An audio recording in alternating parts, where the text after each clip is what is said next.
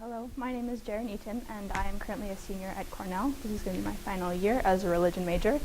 My fellowship was the Chaffin International Fellow in Religious Studies, which I completed in England. For the most part, or anyway, I'll get into where I was now. I attended the L'Abri Fellowship in England. L'Abri in French means the shelter.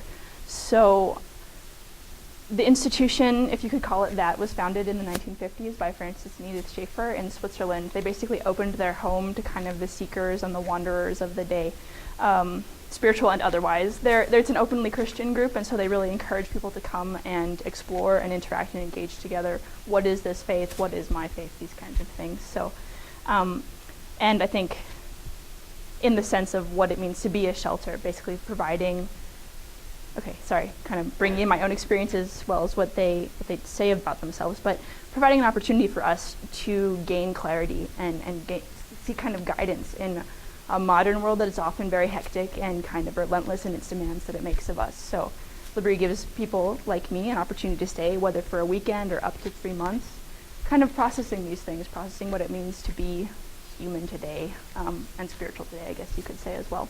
So, and I guess for me, one of the most interesting things about this experience was how simply that process in some ways unfolds. For instance, the primary things we do, we pursue independent study and we perform chores, and like in the day-to-day basis, right? And yet through those interactions of cooking, of cleaning, sometimes getting a chance to go out and see the countryside, going to a pub in the evening, just through building relationships and living together as a community.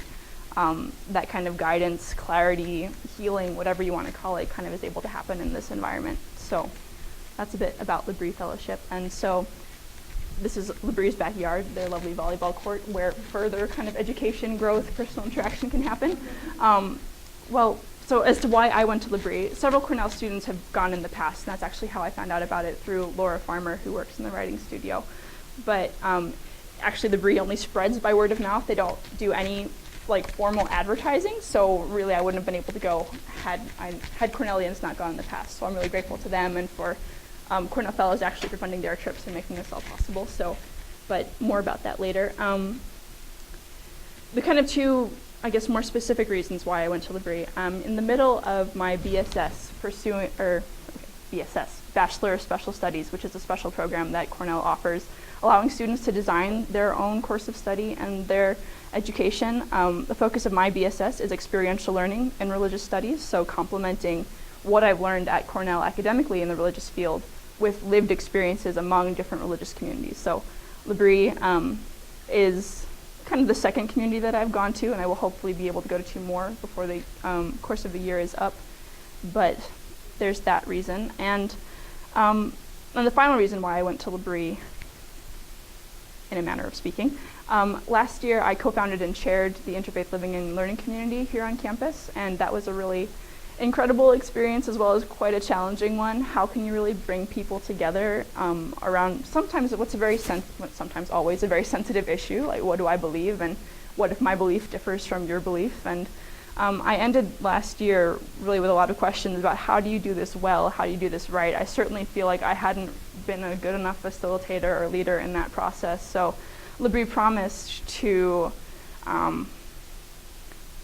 promised new insights into that as an intentional religious community existing for basically 60 years now. How have they done it and how have they succeeded? How have they failed? What have they learned in this process of welcoming people into this kind of difficult conversation and this difficult reality of being human and spiritual? So,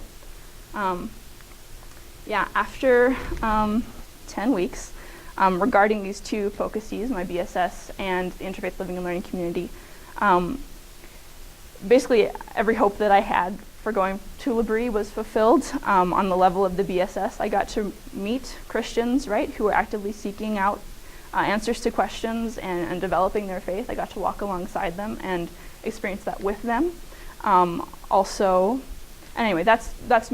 That's like the heart of my BSS, I guess. Can I build relationships with people of different faiths that I can bring with me as I move forward? Potentially to a professorship in religion, that's still up for debate, but if I do that, that is something that I want to be able to offer, kind of some of the complexity and nuance of what it means to believe, to study the beliefs of others together, those kinds of things. So So that's the BSS. And just one point about what I learned in terms of how L'Abri makes intentional religious community work, that